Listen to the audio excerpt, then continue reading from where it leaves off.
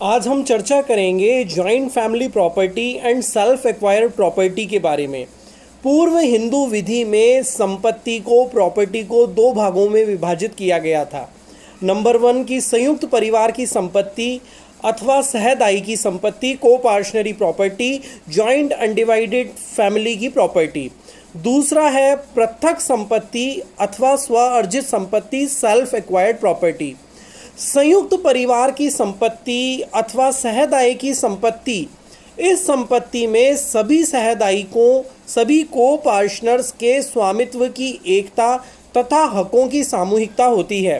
सहदाई की प्रॉपर्टी में क्या क्या सम्मिलित किया गया है उसे हम देखते हैं कि जो भी पैतृक संपत्ति होती है, पुश्तैनी संपत्ति होती है, वो संयुक्त परिवार के सदस्यों के द्वारा संयुक्त रूप से अर्जित जो संपत्ति होती है वह भी सहदाई की संपत्ति होती है। सदस्यों की पृथक संपत्ति जो सम्मिलित कोष में डाल दी गई है, वह संपत्ति जो सभी सदस्यों के द्वारा अथवा किसी सहदायिक द्वारा संयुक्त परिवार के कोष की सहायता से अर्जित की गई हो, ये संपत्तियां संयुक्त परिवार की संपत्ति अथवा सहदायिक की संपत्ति कोपार्शनरी प्रॉपर्टी कही जा सकती है। उच्चतम न्यायालय ने कई मामलों में कहा है कि संयुक्त परिवार की परिस्थिति में विघटन हो जाने से किसी संयुक्त परिवार की संपत्ति की प्रकृति नहीं बदल जाती। संयुक्त परिवार की संपत्ति संयुक्त बनी रहती है जब तक कि संयुक्त परिवार की संपत्ति अस्तित्व में रहती है और विभाजित नहीं की जाती। कोई एक सदस्य अपने अकेले कृत्य के द्वारा संयुक्त परिवार की संपत्ति को व्यक्तिगत संपत्ति में नहीं बदल सकता। शेर सिंह बनाम गमदूर सिंह के वाद में उच्चतम न्यायालय ने यह भी निर्धारित किया कि संयुक्त परिवार की संपत्ति तब तक संयुक्त बनी रहती है जब तक वह अस्तित्व में रहती है और विभाजित नहीं की जाती। संयुक्त परिवार की परिस्थिति में विघटन हो जाने से उस पर कोई असर नहीं पड़ता। तो जो संयुक्त परिवार की संपत्ति या कोपार्शनरी प्रॉपर्टी, सहदाई की संपत्ति होती है, उसमें नंबर 1 है जो पैतृक संपत्ति या पुश्तैनी संपत्ति। पैतृक संपत्ति वह संपत्ति जो सभी सदस्यों की संयुक्त आभोगिता के लिए है, पैतृक संपत्ति कहलाती है। यह सहदाई की संपत्ति अथवा संयुक्त संपत्ति का एक प्रकार है। पैतृक संपत्ति का तात्पर्य उस संपत्ति से है जो पुरुष वंश क्रम से पुरुष क्रम में आती है। इस संपत्ति में पुत्र, पौत्र व परपौत्र जन्म से ही हक प्राप्त करते हैं। इस प्रकार की संपत्ति उत्तरजीविता से न कि उत्तराधिकार से न्यागत होगी। यह एक ऐसी संपत्ति होती है जिसमें सहदाई की पुरुष संतान जन्म से ही हक प्राप्त करती है। उस संपत्ति को हिंदू पुरुष अपने पिता, पितामह अथवा प्रपितामह से प्राप्त करता है। यह एक उल्लेखनीय बात है कि अपने 3 उपयुक्त पैतृक पूर्वजों से दाए में प्राप्त, विरासत में प्राप्त संपत्ति ही पैतृक संपत्ति कहलाती है तथा केवल वे व्यक्ति जो उसमें जन्म से हक प्राप्त करते हैं पुत्र, पौत्र तथा परपौत्र हैं। पैतृक संपत्ति के अंतर्गत पिता अथवा पिता के पिता आदि से विरासत में प्राप्त की गई संपत्ति आती है। किसी स्त्री संबंधी से दाए में प्राप्त की गई संपत्ति पैतृक संपत्ति के अंतर्गत नहीं आती। इसी प्रकार जहाँ कोई संपत्ति कोई भाई अपनी बहन को दान में दे देता है और बहन की मृत्यु के बाद वह संपत्ति उसके पुत्र दाए में प्राप्त करते हैं, वह संपत्ति इन पुत्रों की पैतृक संपत्ति नहीं मानी जाएगी। केवल वह संपत्ति जो किसी व्यक्ति को अपने पिता, पितामह अथवा परपितामह से प्राप्त होती है पैतृक संपत्ति कहलाएगी। संयुक्त परिवार के विभाजन के दिन तक जो भी संपत्ति उस परिवार के केंद्र बिंदु से संलग्न थी उस संयुक्त परिवार की संपत्ति मानी जाएगी। विभाजन के बाद भाइयों द्वारा अर्जित की गई संपत्ति संयुक्त संपत्ति में सम्मिलित नहीं की जाती है। एक संयुक्त हिंदू परिवार का पैतृक व्यापार एक पैतृक संपत्ति समझा जाता है जिसमें प्रत्येक मिताक्षरा संयुक्त परिवार का सदस्य जन्म से ही अपना हक प्राप्त कर लेता है। संयुक्त परिवार का प्रबंधक कोई नया व्यवसाय इस रीति से प्रारंभ नहीं कर सकता कि वह अन्य अवयस्क सहदायियों के ऊपर बाध्यकर हो, किंतु ऐसे वयस्क सदस्यों की इस अस्पष्ट अथवा स्पष्ट सहमति से वह नया व्यवसाय प्रारंभ कर सकता है। यदि कोई पैतृक संपत्ति परिवार से पूर्णतया खो चुकी है और परिवार का कोई सदस्य उसको स्वयं अपने कोष से पुनः अन्य सदस्यों की स्पष्ट या अस्पष्ट स्वीकृति से वापस ले लेता है, तो उस सदस्य का पुनः प्राप्त संपत्ति में विशेष हक उत्पन्न हो जाता है। पटेल छोटे लाल सोमचंद बनाम पटेल चंदू भाई सोमचंद के मामले में गुजरात उच्च न्यायालय के द्वारा यह अभिनिर्धारित किया गया कि किसी पैतृक संपत्ति में पुत्रों को ऐसी संपत्ति में बराबर का अधिकार होगा, अर्थात प्रत्येक पुत्र ऐसी संपत्ति में विभाजन के दौरान बराबर हिस्सा प्राप्त करेगा। इस मामले में न्यायालय ने यह भी अभिनिर्धारित किया कि किसी भी पैतृक संपत्ति के विभाजन के संबंध में पक्षकारों के द्वारा किसी भी शर्त को अधिरोपित नहीं किया जा सकता। यदि पैतृक संपत्ति के संबंध में कोई शर्त विलेख पक्षकारों के बीच निष्पादित की गई है, तो ऐसा विलेख पत्र पैतृक संपत्ति के विभाजन के संदर्भ में शून्य माना जाएगा। तो जो सहदाई की संपत्ति है उसमें पैतृक संपत्ति के बाद जो दूसरी प्रकार की संपत्ति सम्मिलित की गई है वो है संयुक्त परिवार के सदस्यों के द्वारा संयुक्त रूप से अर्जित संपत्ति, जहां संयुक्त परिवार के सदस्यों के द्वारा उनके संयुक्त परिश्रम से संयुक्त परिवार की संपत्ति की सहायता से कोई संपत्ति अर्जित की जाती है, वह संयुक्त परिवार की संपत्ति अथवा सहदाई की संपत्ति हो जाती है।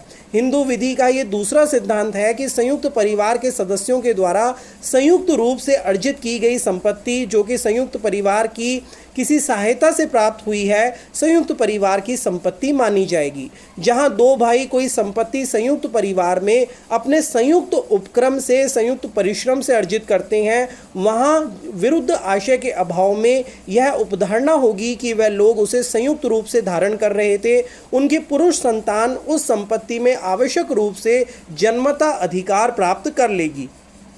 श्रीमती स्वर्णलता बनाम कुलभूषण पाल के मामले में न्यायालय के द्वारा ये अभी निर्धारित किया गया कि जहां संयुक्त हिंदू परिवार के अंतर्गत कर्ता के द्वारा कोई संपत्ति खरीदी जाती है अथवा कर्ता के द्वारा कोई संपत्ति परिवार के किसी अन्य सदस्य के नाम से खरीदी जाती है, वहां ऐसी संपत्ति संयुक्त हिंदू परिवार की संपत्ति मानी जाएगी, जिसमें परिवार के सभी सदस्यों को हिस्सा प्राप्त करने का अधिकार होगा।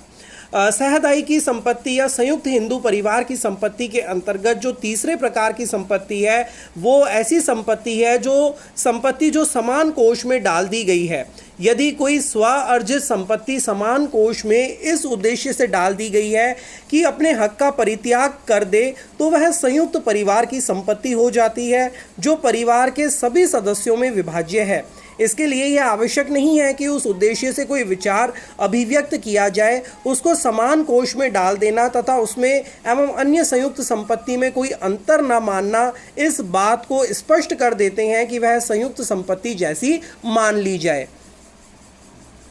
रेड्डी बनाम रेड्डी के मामले में माननीय उच्चतम न्यायालय के द्वारा कहा गया है कि संयुक्त संपत्ति के पृथक संपत्ति के मिश्रित होने से संबंधित विधि पूर्ण रूप से प्रतिष्ठित हो चुकी है। संयुक्त हिंदू परिवार के किसी सदस्य की पृथक अथवा स्व अर्जित संपत्ति संयुक्त संपत्ति में परिणत हो सकती है यदि इस संपत्ति के स्वामी द्वारा वह सामान्य कोष में इस उद्देश्य से डाल दी जाए कि वह उसके विषय में पृथक अधिकार की भावना का परित्याग कर दे।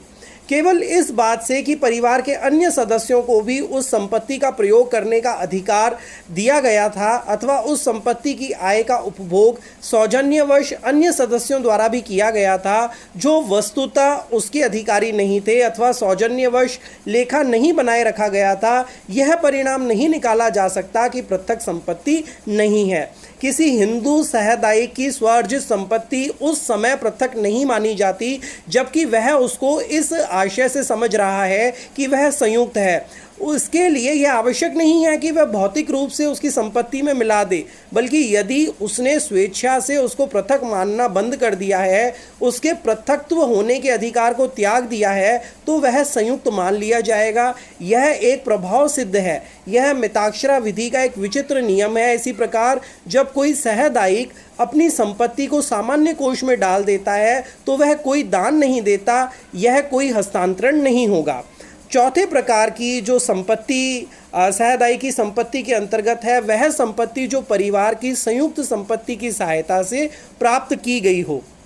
संयुक्त परिवार की संपत्ति की सहायता से अर्जित की गई संपत्ति भी संयुक्त परिवार की संपत्ति कही जाती है। इस प्रकार संयुक्त परिवार की संपत्ति से प्राप्त आय का अर्जित किया जाना एवं अर्जित आय से नई संपत्ति खरीदना, किसी संपत्ति को बेचने अथवा बंधक रखकर धनराशि का अर्जित करना अथवा उससे कोई नई संपत्ति खरीदना संयुक्त परिवार की संपत्ति कहलाती है। यदि संयुक्त परिवार में उसके किसी सदस्य के नाम से कोई संपत्ति खरीदी जाती है तो वह संयुक्त संपत्ति ही कहलाएगी, ना कि स्वार्जित संपत्ति अथवा पृथक संपत्ति। उसने संयुक्त परिवार की संपत्ति के बिना किसी सहायता के कोई संपत्ति खरीदी है अथवा अर्जित की है तो वह उसकी पृथक संपत्ति मानी जा सकती है। जहां कोई संयुक्त परिवार का सदस्य अपनी स्वअर्जित सेल्फ एक्वायर्ड प्रॉपर्टी को सामूहिक अथवा संयुक्त संपत्ति में मिला देता है अथवा समान कोष में डाल देता है तो वह सब मिलकर संयुक्त संपत्ति हो जाती है। श्रीमती परबतिया देवी बनाम शकुंतला देवी के मामले में न्यायालय के द्वारा ये कहा गया कि संयुक्त परिवार के किसी एक सदस्य के नाम में खरीदी गई कोई संपत्ति संयुक्त संपत्ति समझी जाएगी। संयुक्तता का प्रमाण भार उस पर होगा जो उसे संयुक्त संपत्ति होने का दावा करता है। जब यह साबित हो जाता है कि परिवार के केंद्र बिंदु में से लगाई गई संपत्ति से संपत्ति का अर्जन किया गया था तो विधि में यह उपधारणा होती है कि संपत्ति संयुक्त होगी कि नहीं। यह प्रमाण उस व्यक्ति पर हो जाता है जो ये कहता है कि संपत्ति उसकी पृथक संपत्ति है और उसने उस संपत्ति को परिवार की बिना किसी सहायता के अर्जित की थी। दायभाग शाखा के अंतर्गत किसी सहदायिक द्वारा पृथक रूप से संयुक्त परिवार की संपत्ति लगाकर जहां कोई व्यवसाय प्रारंभ किया गया है वह व्यवसाय संयुक्त परिवार का व्यवसाय नहीं माना जाएगा। जहां एक दायभाग सहदायिक ने अपना नाम किसी सिनेमा लाइसेंस को प्राप्त कर संयुक्त परिवार की संपत्ति लगाकर सिनेमा का व्यवसाय प्रारंभ किया, वहां वह सिनेमा का व्यवसाय संयुक्त संपत्ति नहीं माना जाएगा। मिताक्षरा सहदाई की संपत्ति एवं संयुक्त परिवार की संपत्ति के मध्य आज भी मतभेद विद्यमान है। जहां मिताक्षरा सहदाई की एक निश्चित अवधारणा पर चलती है तथा जो व्यक्तियों का एक निकाय और वह संयुक्त हिंदू परिवार से भिन्न विधि द्वारा उत्पन्न किया गया है जो कि पक्षों के द्वारा गठित हो सकता है। मिताक्षरा सहदायिकी को विधि के द्वारा उत्पन्न किया जाता है जिसमें संपत्ति में किसी हित प्रदान करने के उद्देश्य से यह आवश्यक है कि सहदायिकों में अनिवार्य बंटवारा होना चाहिए और जब सहदायिकी संपत्ति के बंटवारे का आशय व्यक्त हो जाता है तो प्रत्येक सहदायिक का अंश स्पष्ट अभिनिश्चय योग्य हो जाता है और जब एक बार सहदायिकी का अंश निर्धारित हो जाता है तो वह सहदायिकी संपत्ति नहीं रह जाती है।